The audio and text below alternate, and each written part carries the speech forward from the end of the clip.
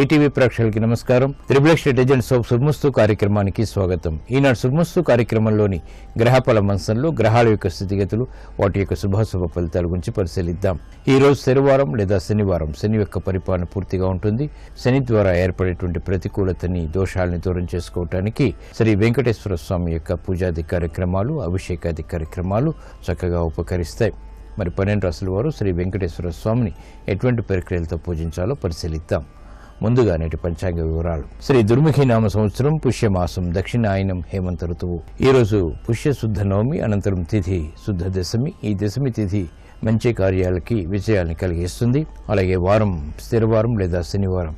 ఈ రోజు శని యొక్క పరిపాలన పూర్తిగా ఉంటుంది. ఈ రోజు చేపట్టేటువంటి పుణ్య కార్యక్రమాలు, పేదలకు చేసేటువంటి అన్నదానం, వస్త్రదానం, అలాగే గోసేవ, శని యొక్క జపం, ఏకాదశి పురుక రుద్రాభిషేకం, విష్ణు సహస్రనామ పారాయణ ఇత్యాది కార్యక్రమాలన్నీ కూడా శని ద్వారా ఏర్పడేటువంటి ప్రతికూలతని, ముఖ్యంగా గోచారీత్యా ఏలినట్ శని ద్వారా గాని, అర్ధాశ్రమ శని ద్వారా గాని, అష్టమ శని ద్వారా గాని ఏర్పడేటువంటి దోషాలు తొలగిపోతాయి. శని దశ నడుస్తున్నటువంటి వారు లేదా అంతర్దశ నడుస్తున్నటువంటి వారికి శని యొక్క ప్రతికూలత ఉన్నప్పుడు ఈ ప్రక్రియలు బాగా ఉపకరిస్తాయి, ఉపశమనాన్ని కలిగిస్తాయి. ఈ రోజు నక్షత్రం అశ్విని నక్షత్రం. ఈ అశ్విని నక్షత్రంలో ఈ రోజు పుట్టేటువంటి వారికి మొదటి పాదంలో పుట్టినట్టయితే శాంతి తప్పనిసరి. అలాగే ఈ రోజు అశ్విని నక్షత్రంలో పుట్టేటువంటి వారికి కేతు మహాదశతోటి ప్రారంభమవుతుంది. ఇప్పుడు 12 రాశుల వారికి ఏర్పడేటువంటి శుభాశుభ ఫలితాలను పరిశీలిద్దాం. ముందుగా మేషరాశి. ఈ రోజు మేషరాశి వారిని పరిశీలించినట్లయితే అలంకరణకి ప్రాధాన్యతనిస్తారు. ఆర్థిక వ్యవహారాల్లో ఏర్పడినటువంటి ప్రతికూలతని దూరం చేసుకునేటువంటి ప్రయత్నాలు ముమ్మరం చేయగలుగుతారు. శ్రమ అధికంగా ఉంటుంది. చేపట్టినటువంటి కార్యక్రమాన్ని పదే పదే చేయవలసినటువంటి ఆవశ్యకత ఉంటుంది. శత్రువుల ద్వారా ఏర్పడినటువంటి ప్రతికూలత ప్రబలమవుతుంది.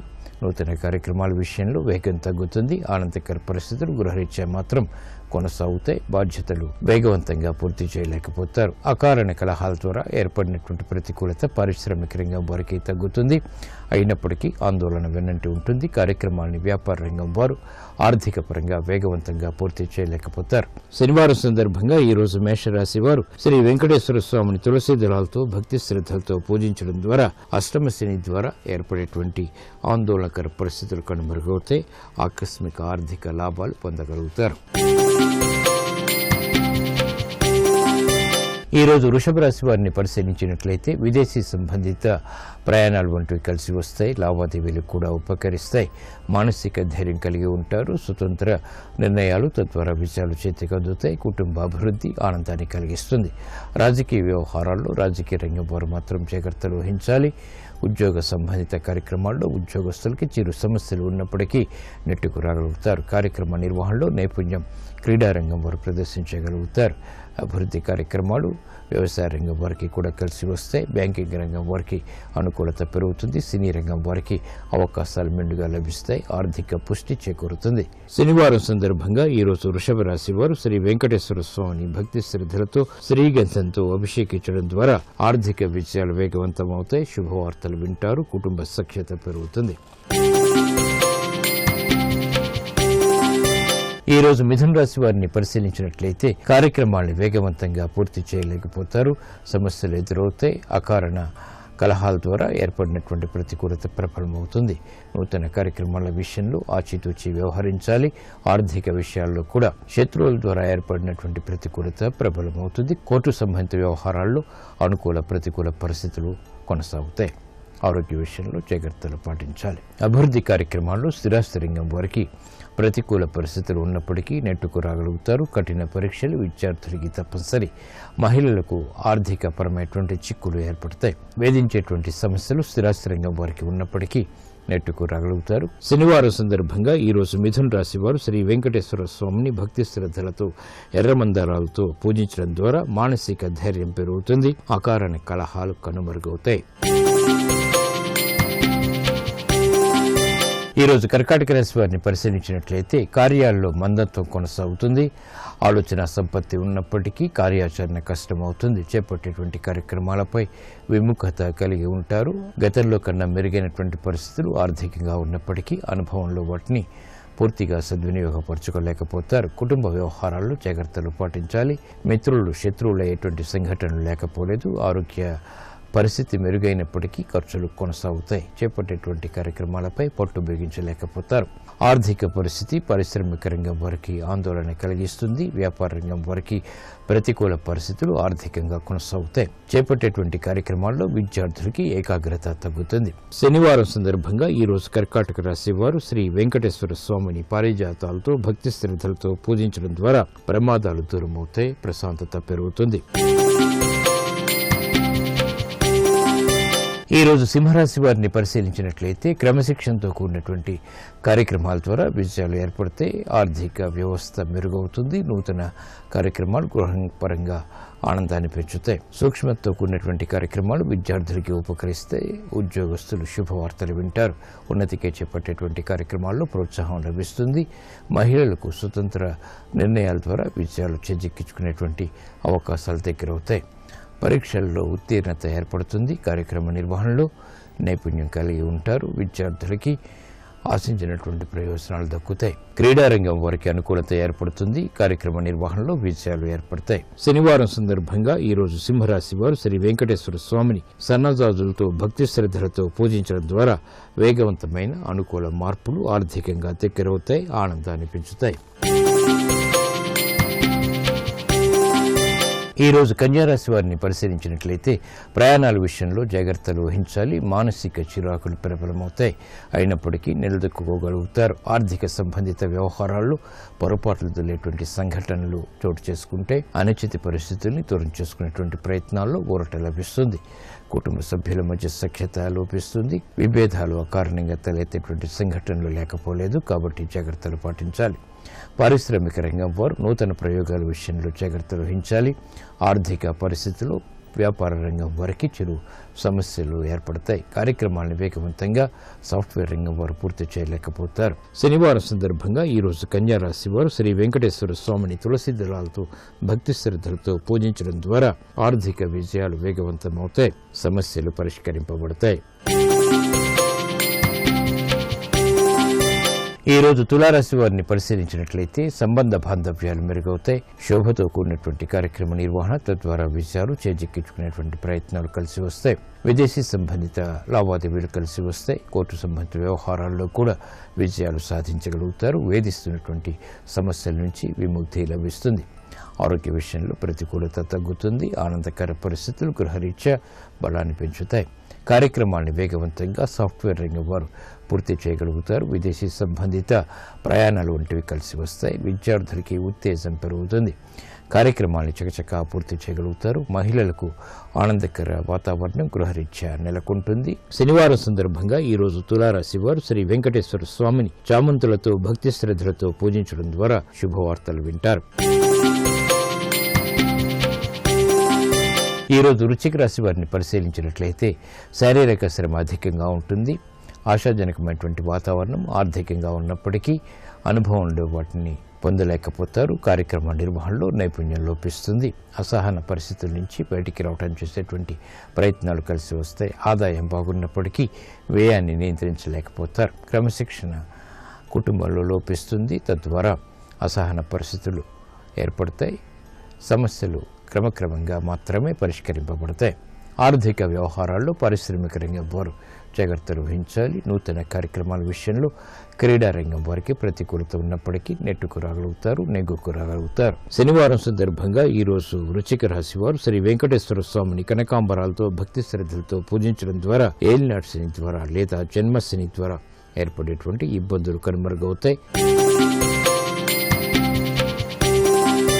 ఈ రోజు ధనుసు రాశి వారిని పరిశీలించినట్లయితే సూక్ష్మతతో కూడినటువంటి కార్యక్రమ నిర్వహణ అన్ని రంగాల వారికి కలిసి వస్తుంది. యోగ్యతతో కూడినటువంటి కార్యక్రమాలు తద్వారా విజయాలు సాధించగలుగుతారు. గతంలో చేస్తున్నటువంటి పొరపాట్లు సవరించుకోగలుగుతారు. నష్టాలని భర్తీ చేసుకునేటువంటి కార్యక్రమాల్లో ఆత్మవిశ్వాసం పెరుగుతుంది. గృహ సంబంధిత కార్యక్రమాల్లో ప్రాధాన్యతని ప్రయత్నపూర్వకంగా సంతరించుకోగలుగుతారు. ఆరోగ్య విషయంలో సమస్యలు తగ్గుతాయి. ఆర్థిక వృద్ధికే చేపట్టేటువంటి కార్యక్రమాల్లో ఆటంకాలను కూడా దూరం చేసుకోగలుగుతారు. పారిశ్రామిక రంగం వారికి పోటీని తట్టుకునేటువంటి శక్తి సామర్థ్యాలు లభిస్తాయి. శనివారం సందర్భంగా ఈ రోజు ధనుసు రాశి వారు శ్రీ వెంకటేశ్వర స్వామిని గులాబీలతో భక్తి శ్రద్ధలతో పూజించడం ద్వారా మానసిక ధైర్యం పెరుగుతుంది. తద్వారా సమస్యలకు పరిష్కారాలు పొందగలుగుతారు.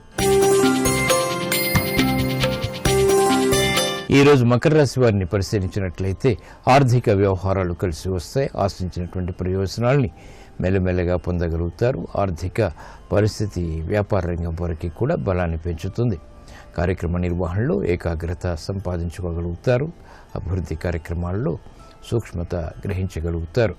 ఆర్థిక విజయాలు దగ్గరవుతాయి. కుటుంబ వ్యవహారాల్లో సఖ్యత పెరుగుతుంది. శత్రువుల్ని అనుకూలంగా మలుచుకునేటువంటి ప్రక్రియలు ఉపకరిస్తాయి. ఆరోగ్య రక్షణ ఏర్పడుతుంది. ఆర్థిక పరిస్థితి మెరుగవుతుంది. కార్యక్రమాలను వేగవంతంగా అనుకూలంగా పారిశ్రామిక రంగం వారు మరల్చుకోగలుగుతారు. శనివారం సందర్భంగా ఈరోజు మకర రాశి వారు శ్రీ వెంకటేశ్వర స్వామిని తులసి దళాలతో భక్తి శ్రద్ధలతో పూజించడం ద్వారా వేగవంతమైన అనుకూల మార్పులు ఆర్థికంగా పొందగలుగుతారు. శుభ పరిణామాలు గృహంలో చోటు చేసుకుంటాయి. ఈరోజు కుంభరాశి వారిని పరిశీలించినట్లయితే ఉద్యోగ వ్యవహారాల్లో ప్రశాంతత పెరుగుతుంది. క్రమశిక్షణతో కూడినటువంటి కార్యక్రమాల ద్వారా సమస్యలకు పరిష్కారాలు పొందగలుగుతారు. అవమానకర సంఘటనల నుంచి అనుకూల పరిస్థితులను కూడా పొందగలుగుతారు. లాభదాయకమైనటువంటి కార్యక్రమాలు వృత్తిపరంగా లాభిస్తాయి. ఆశాజనకమైనటువంటి అభివృద్ధి ఆనందాన్ని పెంచుతుంది. గతంలో కన్నా మెరుగైనటువంటి పరిస్థితులు ఆర్థికంగా ఉపకరిస్తాయి, ఆనందాన్ని కలిగిస్తాయి. లాభదాయకమైనటువంటి కార్యక్రమాల ద్వారా పారిశ్రామిక రంగం వారికి బలం పెరుగుతుంది. వ్యాపార అభివృద్ధికే చేపట్టేటువంటి ప్రయత్నాల్లో ఆటంకాలను వ్యాపార రంగం వారు అధిగమించగలుగుతారు. శనివారం సందర్భంగా ఈరోజు కుంభరాశి వారు శ్రీ వెంకటేశ్వర స్వామిని ఎర్రమందారాలతో భక్తి శ్రద్ధలతో పూజించడం ద్వారా జన్మ కుజుడు ద్వారా కేతువు ద్వారా ఏర్పడేటువంటి ఆరోగ్య ప్రతికూలత తగ్గుతుంది. ఆరోగ్య రక్షణ ఏర్పడుతుంది. ఈరోజు మీనరాశి వారిని పరిశీలించినట్లయితే ఆర్థిక విజయాలు సాధించగలుగుతారు. సత్సంబంధాల ద్వారా ఆశించినటువంటి ప్రయోజనాలు ఆర్థికంగా దగ్గరవుతాయి. నూతన కార్యక్రమాలు గృహరీత్యా ప్రారంభించగలుగుతారు. వినోదాల్లో పాల్గొంటారు. మిత్రుల ద్వారా లబ్ధి చేకూరుతుంది. ఐక్యతగా చేపట్టేటువంటి కార్యక్రమాలు గృహపరంగా కలిసి వస్తాయి. విదేశీ సంబంధిత లావాదేవీల్లో లాభాలను గడించగలుగుతారు. ప్రయాణాలు వంటివి ప్రయోజనాన్ని కలిగిస్తాయి. ఆశాజనకమైనటువంటి వాతావరణం గృహపరంగా ఆనందాన్ని పెంచుతుంది. ఆరోగ్యం పదిలం. ఆర్థిక వ్యవహారాలు పారిశ్రామిక రంగం వారికి లాభిస్తాయి. యుక్తితో కూడినటువంటి కార్యక్రమాలు వ్యాపార రంగం వారికి అనుకూలిస్తాయి. విద్యార్థులకి శుభ పరిణామాలు చోటు చేసుకుంటాయి. శనివారం సందర్భంగా ఈరోజు మీనరాశి వారు శ్రీ వెంకటేశ్వర స్వామిని తులసి దళాలతో భక్తి శ్రద్ధలతో పూజించడం ద్వారా ఆరోగ్య రక్షణ ఏర్పడుతుంది. సంబంధ బాంధవ్యాలు మెరుగవుతాయి. ఆర్థిక పరిస్థితి మెరుగవుతుంది. త్రిభువన్ స్ట్రాటజీస్ ఆఫ్ శుభమస్తు కార్యక్రమంలో ఇప్పుడు చిన్న విరామం.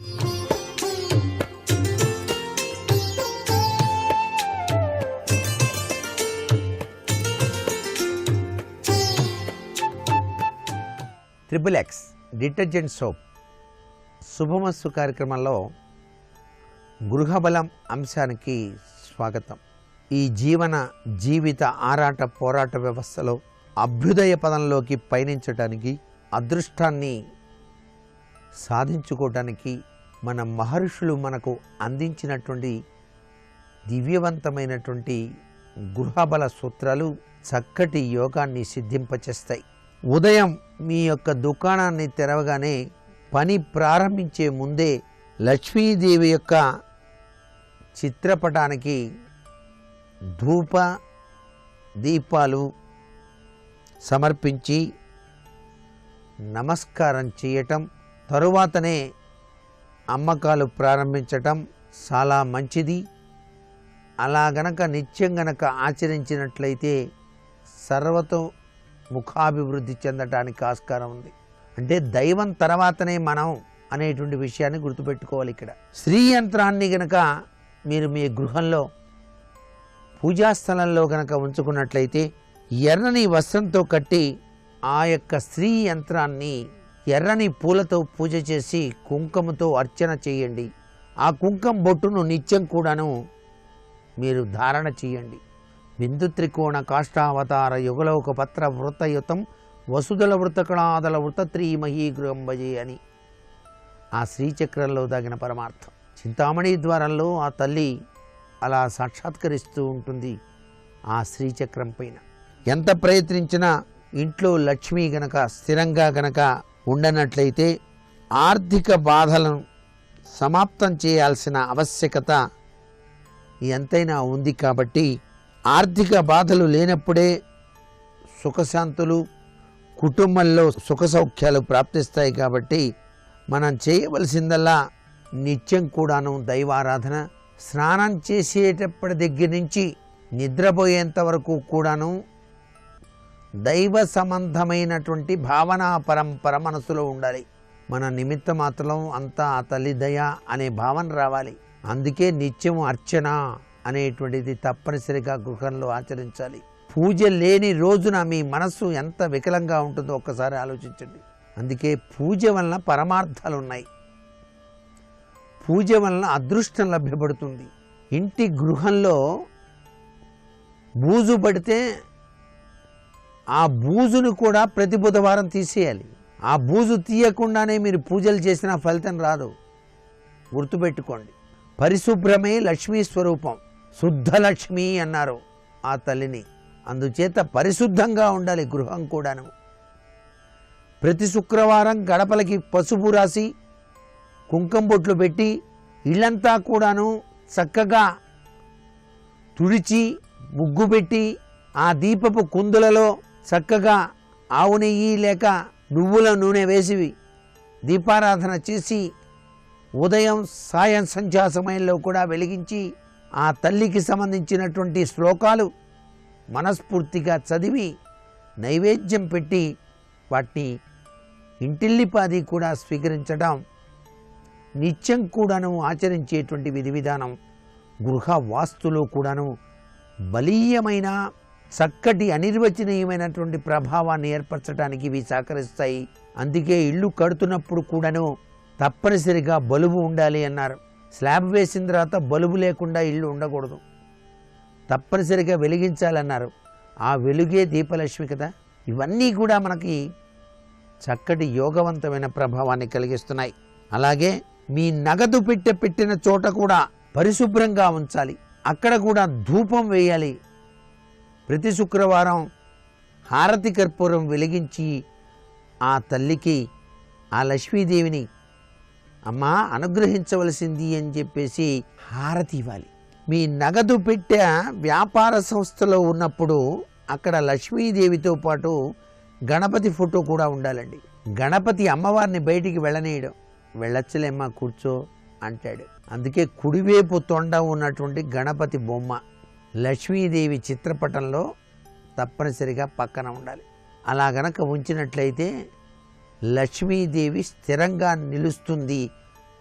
మీ యొక్క దుకాణంలో కూడా అభివృద్ధిపదమైనటువంటి భావన పరంపర మీకు ఆలోచనలు వస్తాయి.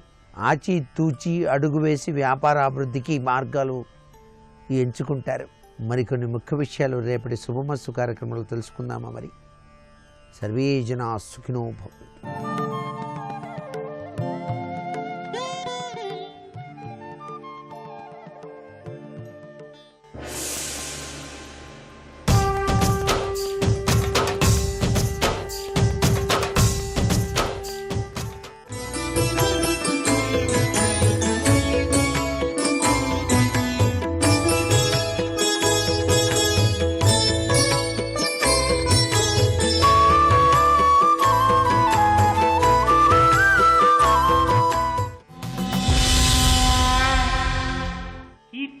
వానికిని జీవనంబు నిరర్ధకంబచూవే అనని మీద నిత్యమైన ధరము నిర్మల కీర్తియ అట్టి కీర్తివడయుట శ్రమంబే.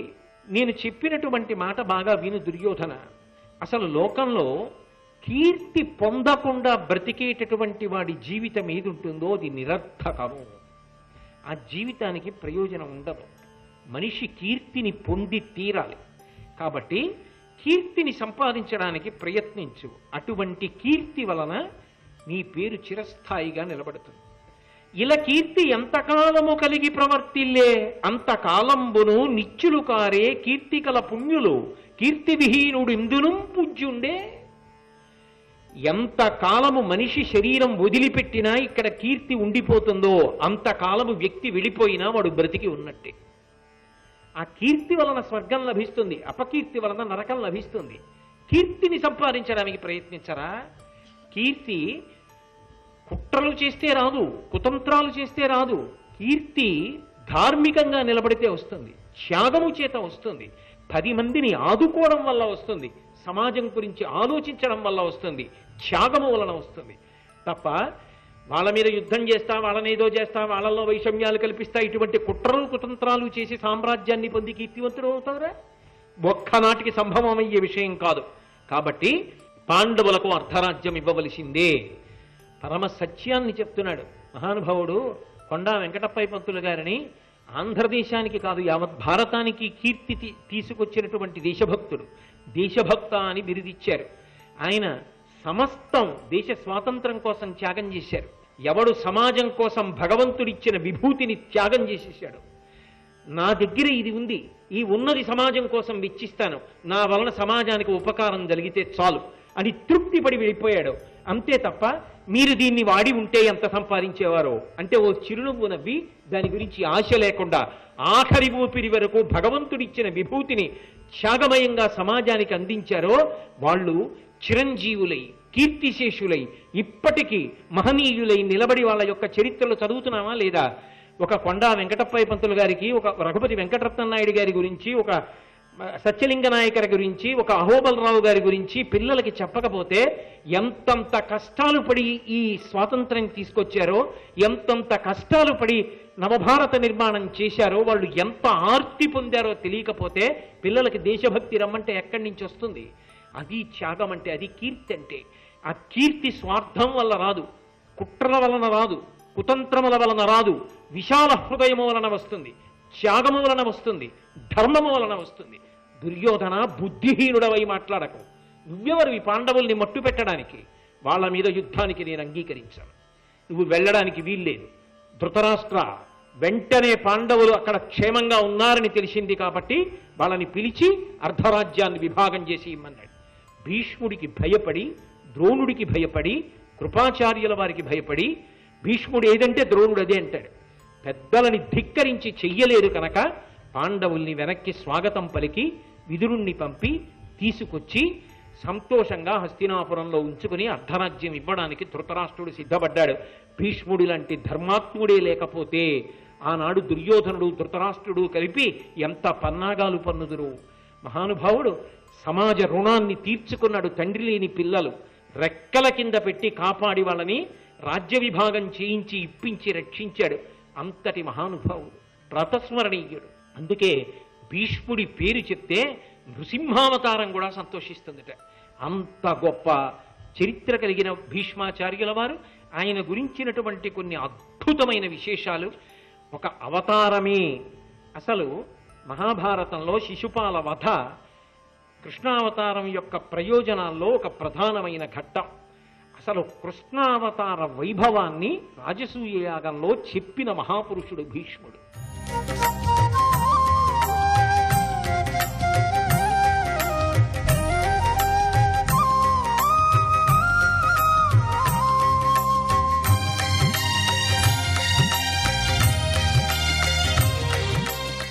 అంటాడు, ఇలా కీర్తి ఎంతకాలము కలిగి ప్రవర్తిల్లే అంతకాలంబును నిత్యుల కారి కీర్తి గల పుణ్యులు కీర్తి విహీనుడిందును పూజ్యుండే అంటాడు.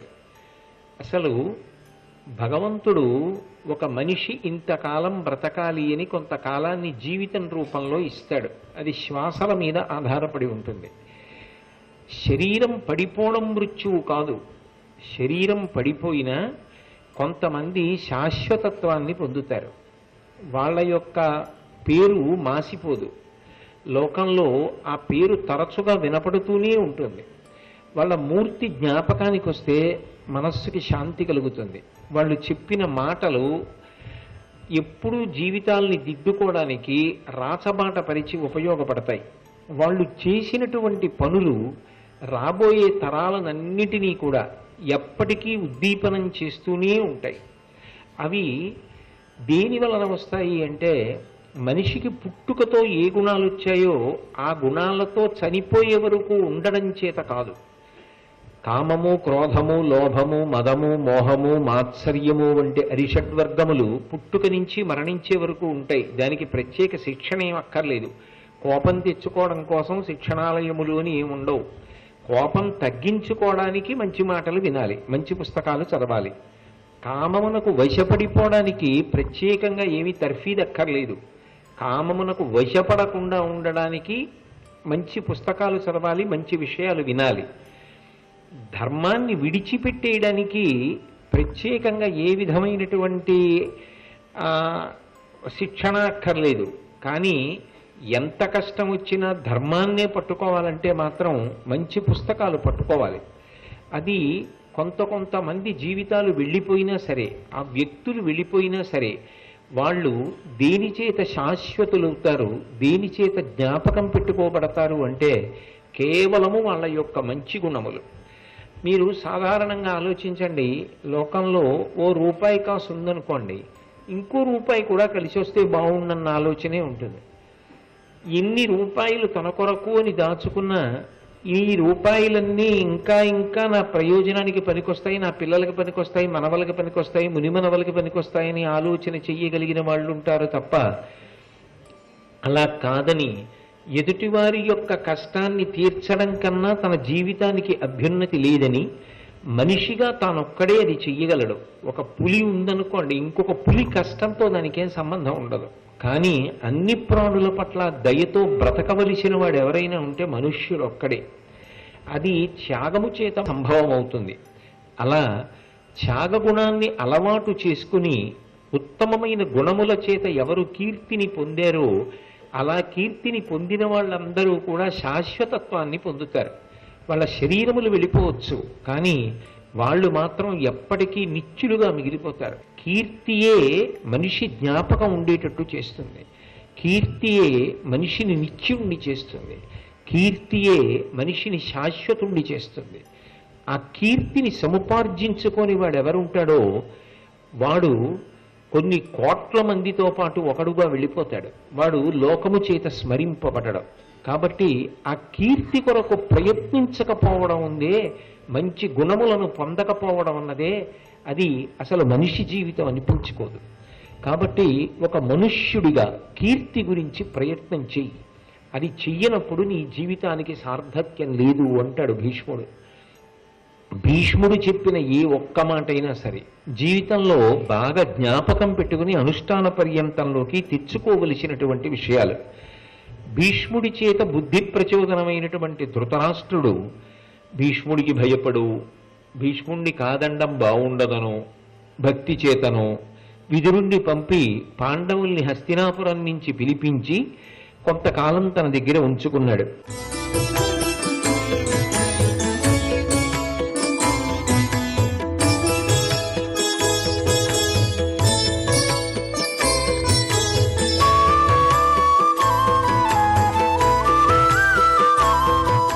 సర్వం శ్రీ ఉమామహేశ్వర పరబ్రహ్మార్పణమస్తు.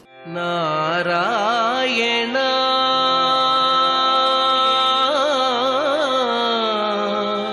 నారాయణ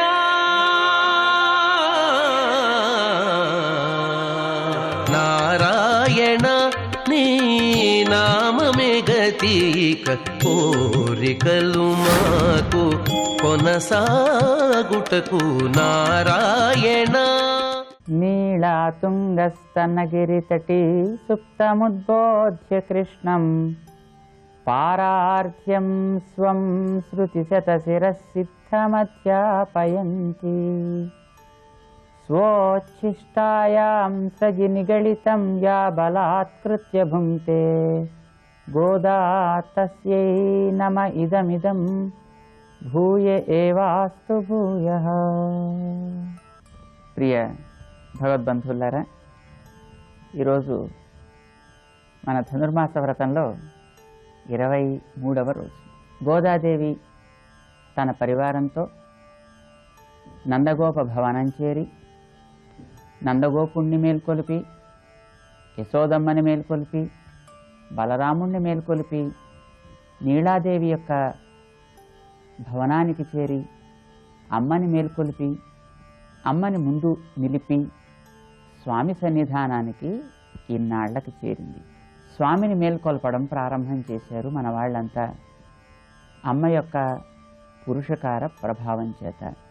ఈవేళ భగవంతుడు తన యొక్క నిద్రాకాలిక సౌందర్యాన్ని ప్రదర్శిస్తాడు.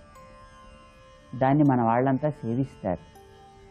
ఆ సేవించే సౌందర్యాన్ని మన ఆండాళ్ తల్లి ఈనాడు మనందరికీ కూడా వివరిస్తుంది. భగవంతుణ్ణి మేల్కొలిపే అదృష్టం అమ్మ యొక్క పురస్కార ప్రభావం చేత మన వాళ్ళందరికీ లభించింది.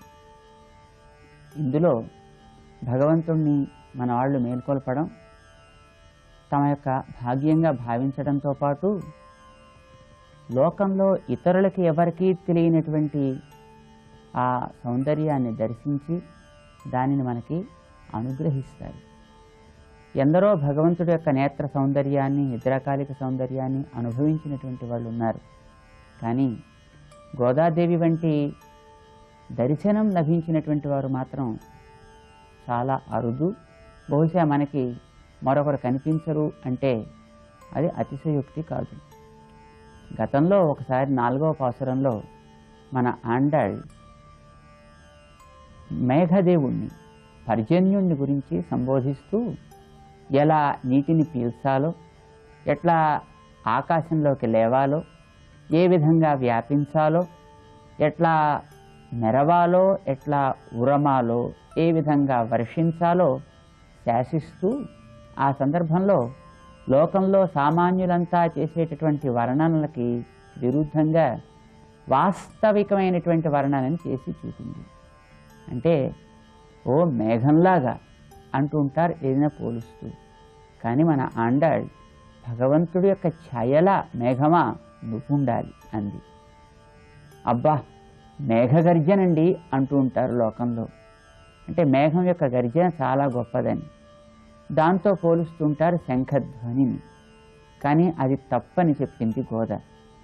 ఓ మేఘమా, మా స్వామి చేత దాల్చిన శ్రీపాంచజన్య శంఖంలాగా నువ్వు ఉరమాలి సుమా అని చెప్పింది. అలాగే మెరుపులని స్వామి చేత దాల్చినటువంటి శ్రీ సుదర్శన చక్రంలాగా మెరవాలని చెప్పింది. స్వామి యొక్క ధనస్సు నుంచి వెలువడేటువంటి బాణ పరంపరలా మేఘమా నువ్వు వర్షించాలని చెప్పింది. స్వామిని మేల్కొల్పేటప్పుడు స్వామి నీవెవరవో మాకు తెలిసింది, ఈవేళ చూసే ఇంత కార్యరూప ప్రపంచానికి కారణం నువ్వే అని మాకు తెలిసింది, నీవెలాంటి వాడవో కూడా మాకు తెలిసింది. ఒక్కడే అంటుంది వేదం, ఒక్కడంటే ఒక్కడు కాడు, అమ్మతో చేరి ఉండేవాడవు నీవు అని మాకు తెలిసిందయ్యా అంటూ స్వామి రహస్యాన్ని చాలా అందంగా ఒక సింహంతో ఆయన పోలుస్తూ చెబుతుంది. గిరిగుహలో శయనించినటువంటి సింహం తన యొక్క జంటతోటి పాటు కూడుకుని ఉండేటప్పుడు ఉందా లేదా మనకి తెలియదు. కానీ అదే ఒక్కసారి బయటికి వచ్చి ఘీంకరిస్తే, గాండ్రిస్తే అమ్మో దీనికి ఇంత పరాక్రమం ఉంది కాబోలని మనకు తెలుస్తుంది. దుఃఖపు వాన తొలగించడానికి తనక కృపా వృష్టిని కురిపిస్తూ స్వామి ఈ లోకంలోకి వస్తాడు. బాగా పేరుకుపోయిన మేఘాలని తనంతట తానే తొలగించుకుని సూర్యుడు దర్శనం ఇవ్వాలి తప్ప మేఘాలని మనం తొలగించేసుకుంటామంటే అవి పోయేవి కావు కదా. అలా మనం సూర్య సాక్షాత్కారం చేయలేం. ఆ సూర్యుడు తనంతట తానే తనకు కిరణ ప్రభావం చేత, గాలిని వీయించడం చేత మేఘాలను దూరం చేయాలి, తానే దర్శనం ఇవ్వాలి. అలానే భగవన్ నీవు అనుగ్రహించినప్పుడే మేము నీ దర్శనాన్ని పొందగలుగుతాం తప్ప మా ప్రయత్నం వల్ల కాదయ్యా. నీవు అనుగ్రహించగలిగితే మాకు అంతకంటే కావలసింది ఏముంది కనుక దానికి నీలో సంకల్పం కలగాలి.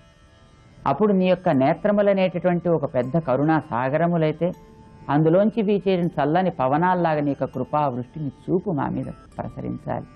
ఈ ప్రపంచానికి నీవు రక్షకుడుగా ఆవిర్భవించేటటువంటి సన్నివేశాన్ని ఒకసారి మేము భావిస్తున్నామని మన ఆండాళ్ ఈవేళ స్వామిని మేల్కొలిపే వ్యాజంతో దరికి చేరి ఆ నిద్రాకాలిక సౌందర్యాన్ని, మేల్కొనేటటువంటి సౌందర్యాన్ని అనుభవిస్తూ పాడింది పాటని, 23వ పాటని మనం కూడా పాడదాం. ఆండాళ్ తిరువడిகளே శరణం.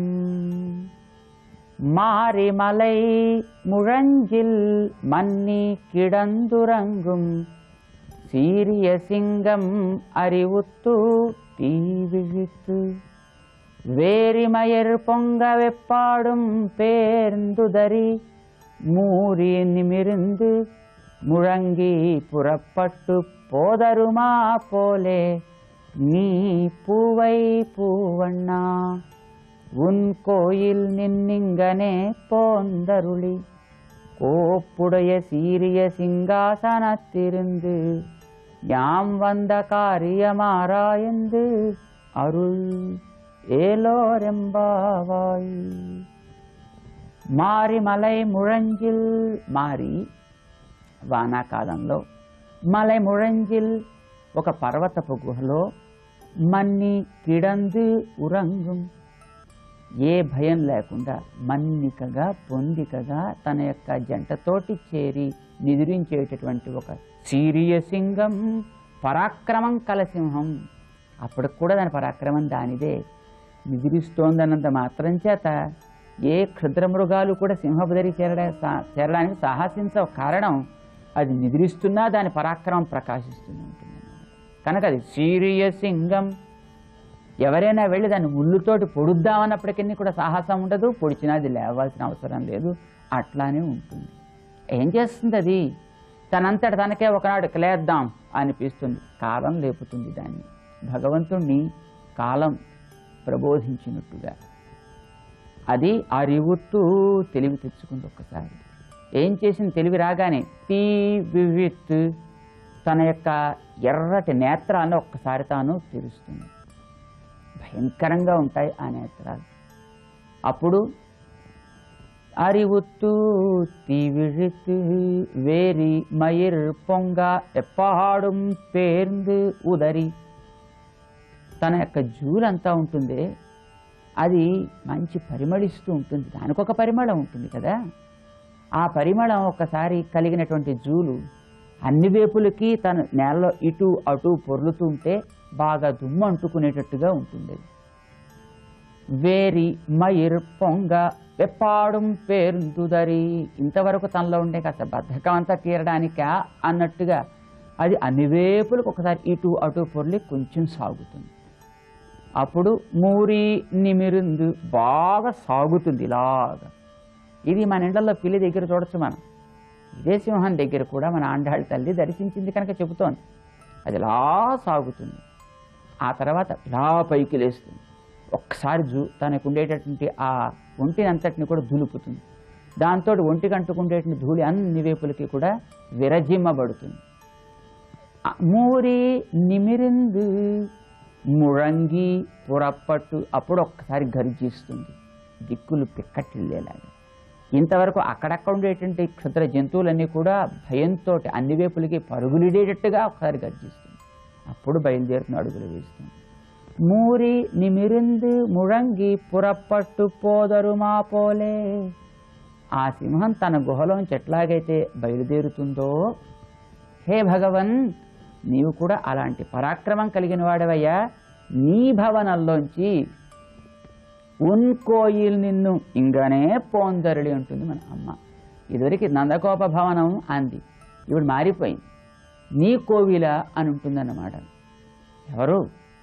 స్వామి కొంచెం కష్టం వేసింది. అంటే హాయిగా ఎంతో సున్నితం సౌకుమార్యం కలిగినటువంటి తనని, ఎంతో సౌందర్యం కలిగినటువంటి తనని అలాంటి సింహంతోనా పోల్చేది? సరే చూడండి ఏం చేస్తానో, రమ్మంటారా సింహంలాగా అన్నట్టుగా మొహం పెట్టాడు ఆయన. అంటే ఏమయ్యా ఆగాగు, ఏ సింహంలా రమ్మంటారు నన్ను? రాఘవ సింహంలా రమ్మంటారా, లేకపోతే హిరణ్యకశిపుణ్ణి చీల్చిన సింహంలాగా రమ్మంటారా? స్వామి, నిన్ను నువ్వు మర్చిపోయావుటయ్యా. నీ పువ్వై పువ్వన్నా. మేము ఎవరి దగ్గరికి వచ్చాం? మేము అయోధ్యకి పోయామా, లేకపోతే మరింకో ఊరికి పోయామా? నీ మా కోసం స్వామి వచ్చినటువంటి ఇది రేపల్లిలో కదా మేము ఉన్నది. నీవు కన్నయ్యవి కదా, కృష్ణుడవు కదా. ఎట్లాంటి వాడు? పువ్వై పువ్వన్నా. అతసీ పుష్పం లాంటి సౌకుమార్యం కలిగిన, ముట్టుకుంటే కందిపోయేటటువంటి, మేం పెట్టినటువంటి వెన్నలు పాలు తిని పెరిగింది కదయ్యా నీ యొక్క సుకుమారమైనటువంటి దేహం. అందులోనూ మంచి ఇంద్రనీల మాణిక్యాన్ని పోలినటువంటి కాంతులినేటటువంటి అతసీ పుష్పం లాంటి దేహ కాంతి కదా. ఉన్కోయిల్ నిన్ను. కనుక మా మీద అలాంటి పరాక్రమం కాదు నువ్వు చూపాల్సింది, అది వాళ్ళ మీద చూపించు. ప్రేమించేటటువంటి వారి మీద పరాక్రమం చూపిస్తారటయ్యా, కానే కాదు. ఏం చేయమంటారు చెప్పండి అయితే అన్నాడు స్వామి. ఉన్కోయిల్ నిన్ను, నీ భవనంలోంచి. ఇప్పుడు ఇది స్వామి భవనం అయింది. ఏం చేయాలి?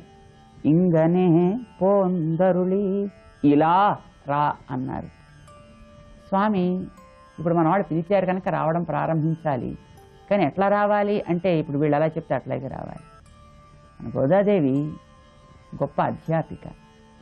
అటు మనకి పాఠం చెప్పినట్టే ఇటు స్వామికి కూడా పాఠం చెప్పడం ప్రారంభించింది. ఇప్పుడు ఎలా లేవాలో చెప్పింది, ఎట్లా నడవాలో ఇక పైన చెబుతోంది. ఇంకనే బహుశా గోదాదేవి తానే నడిచి చూపి ఉంటుంది. ఇలా ఇలా ఇలా ఆవిడ నడక అందరికీ హంసలకు కూడా నేర్పగలిగింది కదా, కనుక స్వామికి కూడా తాను నడక ఎట్లా నడవాలో నేర్పుతోంది. ఇంకనే ఈ విధంగా చూపించకపోతే ఆ మాట ఎట్లా ఉంటుంది కనుక, పోందరుళి నడిచి వేంచేవయ్యా స్వామి వేంచేయమంది. ఎక్కడికి రావాలి, ఆ చెప్పేది చెప్పకూడదా అంటే, చాలాసార్లే ఊరుకోవయ్యా, ఇక్కడ కూర్చున్నప్పుడు చెబితే బాగా విన్నట్టే మొహం పెడతావు, మాకేం కావాలో మేము కనుక అడిగినట్టయితే తీరా చేసి మళ్ళీ బయటకు వచ్చిన తర్వాత ఇంకొకసారి అడిగితే, ఏదో నేను చెప్పాను లేదు నిద్ర సమయంలోనా అసలు అప్పుడా వచ్చి అడిగేది అని నువ్వు మాట దాటేస్తావు, కనుక అక్కడ చెప్పడానికి వీలు లేదు, రా ముందర అక్కడి నుంచి బయటికి రా. ఎక్కడికి రావాలి, కోప్పుడయా సీరియ సింహాసనత్ ఇరింది. అద్భుతమైనటువంటి ఒక చక్కటి సింహాసనం ఒకటి ఉంది.